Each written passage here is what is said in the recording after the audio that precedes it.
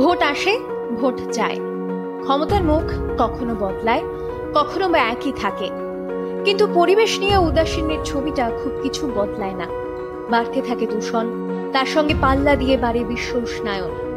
আর এসবের মাঝে ক্যালেন্ডারের পাতা ঘুরে ফিরে ফিরে আসে একটা দিন, 5ই জুন, বিশ্ব পরিবেশ দিবস।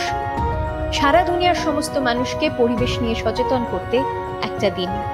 এবছরের বিশ্ব পরিবেশ দিবসের theme our land, our future. We are generation restoration. দায়িত্ব নিতে হবে নতুন প্রজন্মকে, এগিয়ে আসতে হবে, পরিবেশকে সুন্দর করে তোলার দায়িত্ব নিতে হবে, এই পৃথিবীকে বাসযোগ্য করে তোলার দায়িত্ব নিতে হবে। 1972 সালে স্টকহোম কনফারেন্স অন হিউম্যান এনভায়রনমেন্টে 5ই জুন দিনটি বিশ্ব পরিবেশ দিবস হিসেবে বেছে নেওয়া হয়। 1973 সালে প্রথমবার উদযাপিত হয় বিশ্ব পরিবেশ দিবস। সেবার স্লোগান ছিল অনলি ওয়ান আর্থ। স্টকহোম কনফারেন্স থেকে ইউনাইটেড নেশনস এনভায়রনমেন্ট প্রোগ্রাম বা ইউএনইপি নামে একটি আন্তর্জাতিক মঞ্চ তৈরি হলো। গত 51 বছর ধরে সেই মঞ্চ পালন করছে বিশ্ব পরিবেশ দিবস। গ্লোবাল ওয়ার্মিং অর্থাৎ বিশ্ব উষ্ণায়নের ফলে ক্রমশ সারা পৃথিবীর সমুদ্রের জলস্তর বাড়ছে, হিমবাহ গলছে, তাপমাত্রার পারদ চড়ছে একটু একটু করে। এই সংক্রান্ত নিত্য নতুন পরিসংখ্যান সামনে আসছে। এবার নাকি গ্লোবাল ওয়ার্মিং এর দিনও শেষ, সামনে আরো কঠিন পরিস্থিতি।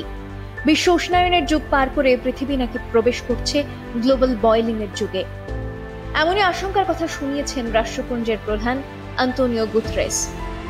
সাম্প্রতিক এক গবেষণা বলছে উত্তর গোলার্ধে 2023 সালের গ্রীষ্মকাল ছিল উষ্ণতম। কত বছরের মধ্যে? বিগত 1, 2, 50, 100 না, বিগত 2000 বছরের মধ্যে উষ্ণতম গ্রীষ্মকাল দেখল 2023 সাল।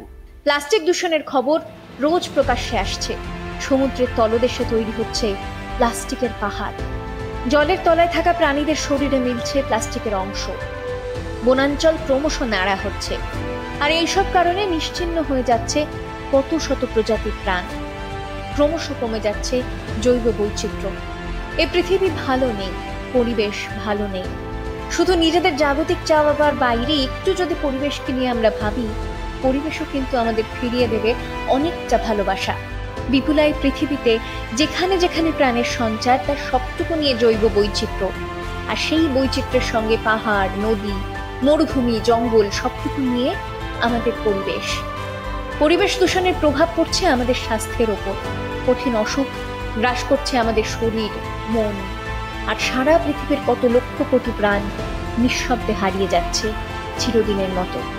মানুষ ছাড়া এই পৃথিবীর ক্ষুদ্রাতি ক্ষুদ্র প্রাণ বাঁচলো না হারিয়ে গেল, কিংবা গোটা প্রজাতি বিলীন হয়ে গেল, তা নিয়ে আমরা উদাসীন। যে প্রাণকে দেখতেই পাই না, অথবা নাম জানি না, কিংবা নাম জানি কিন্তু আমাদের কাজে আসে না, তার বেঁচে থাকা না থাকা নিয়ে মাথা ঘামাবোই বা কেন? ঘামাবো কারণ পৃথিবীর জৈব বৈচিত্র্য নষ্ট হলে তার আজ কিন্তু একটু একটু করে আমাদের উপরই এসে পড়বে, এই মানব সভ্যতার ওপর।